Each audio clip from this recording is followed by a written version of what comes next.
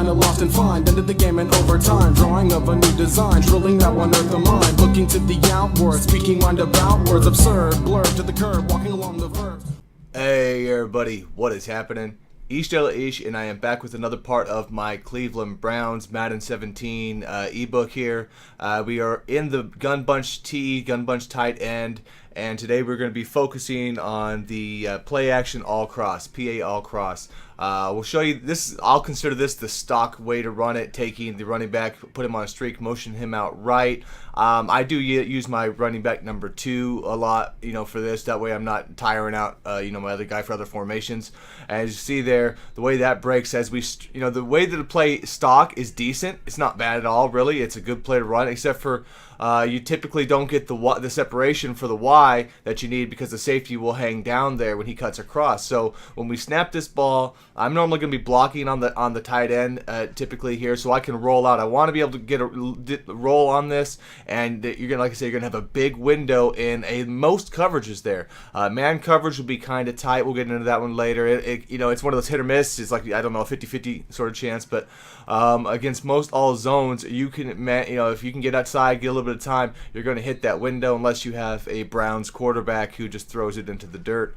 But other than that, though, you see that, very effective. If you don't really realize that, you see he's got man out there, and I just run the ball on that one. I wasn't looking for it there, but if anyone's running man on you, that is one thing you can always, when you roll out, guys, just if you see it locked up, just run the ball. It's there. We can now, if you're not afraid, he's only he looks like he's only bringing 3. Look at this. I'll put the tight end. Maybe I'll put the tight end on a curl again, so that way if he's chasing, if the user starts rolling out there and sees this play, then you've got that to check down to. And that's why we're going to go over different versions of how to run this play and still let this play be pretty effective. Again, unless you have a Browns quarterback, and then because you don't want to run it over and over. Maybe if you're playing someone who's just not very good at the game, they're just running stock defense over and over, and he's not user and he's running a D lineman, something like that. Then sure, you probably don't need to run the other versions very much, But if you're running against somebody skilled, you're only going to be able to hit that PAL cross so many times a game before they start running out there on you, So now let's get down and look at this play against a cover 2. We'll break down. Now that play that I just showed, that is how I run it against cover 3. So I'm not going to show cover 3 because that is how I run it against cover 3 always. So against cover 2, though, you can take the B, motion him out, put him on a streak, and then A, you can put on an in to kind of keep the linebackers down here. You can leave on the play action. Your guy rolls out to the right and then stops. But right when he stops is when you're going to hit a bullet. Just make sure you're not lobbing any of these deep passes the way we're doing, because always safety's over the top. If you lob any of that stuff, you risk throwing a pick or any of that. So these are almost always going to be bullets unless I tell you otherwise. But again, you can block the running back and it'll actually make the pass easier. But this is one where you can leave the play action on it, because like I say, he moves around for a second, and then when he about the same timing as your quarterback stops moving is probably when you need to throw that bullet anyway. It's after you've come in and you've cut inside. So pretty much the way this is going to go with the receivers out there, they're going to split that cover 2, and they're going to be you should be wide open. You may on occasion need some sort of a pass lead. If he's late, you might want to just try and aim it towards the middle and try and bullet it right down the middle, down the heart of that play. So that'll be the way, like I say, you'll be running that. You do have the underneath route. You see A has been open quite a bit. I'm just trying to show more and more, looking where that pass looks like. So in case you were trying to hit it this way, but that's pretty much going to be that version of that. And there's, like I say, there'll be different ways you can run any of these plays based on what the coverage is doing. If you want to try and drag the guy in the bottom, you want to try and curl him, any of that sort of stuff, it's not going to, it's not going to affect the play again unless you have a Browns quarterback. So let's go and look at the next version of it. Here is going to be against cover 4. I will give you, we'll use this one here, quarters. That way we have more zones. It's a little bit harder to pass into. And we'll give you 2 versions of this. This one we're just taking B, motioning him left and putting him on a comeback. You can't do the comeback first. You got to motion first and then do the comeback. Otherwise, you won't get that as an option. And then you can put A on an in here.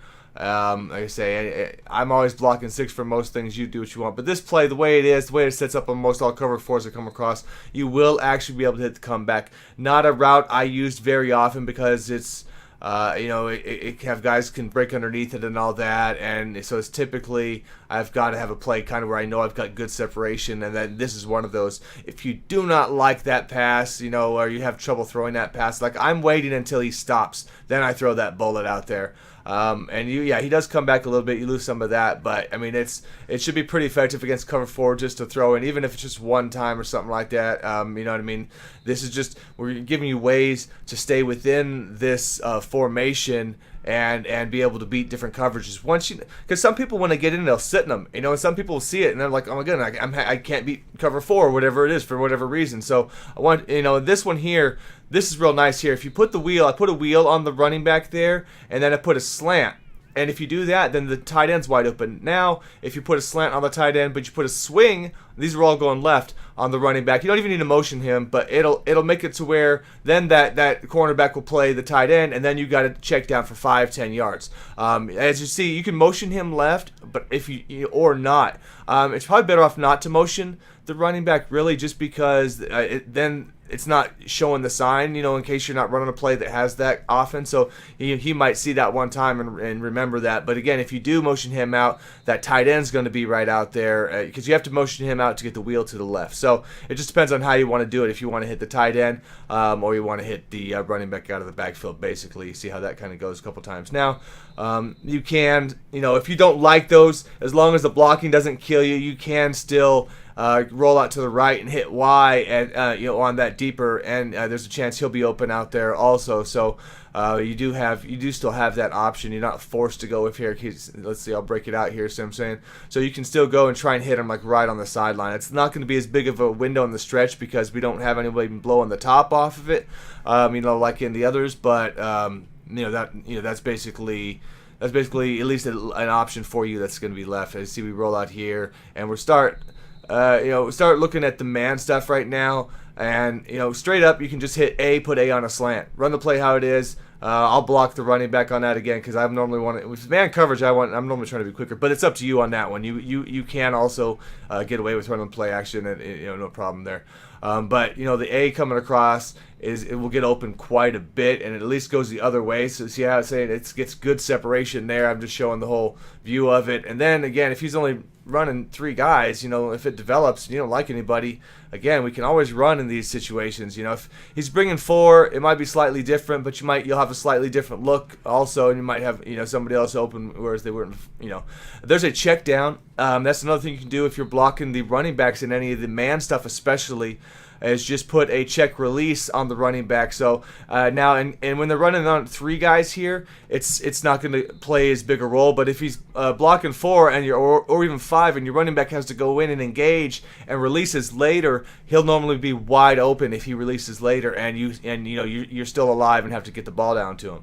You see there, B underneath is normally going to be wide open. I'm trying to hit the top route to show that more. But the only thing with the bottom route, if you're going to throw to the B, just remember not to do it too late like I do. You'll tend to throw, if you throw it outside the hash marks, then there's going to be a chance that he runs out of bounds. So that's probably the mistake I'll make on that. Looking too long at the wide receiver. All right, guys, so thanks for checking this out. See you next time. Peace.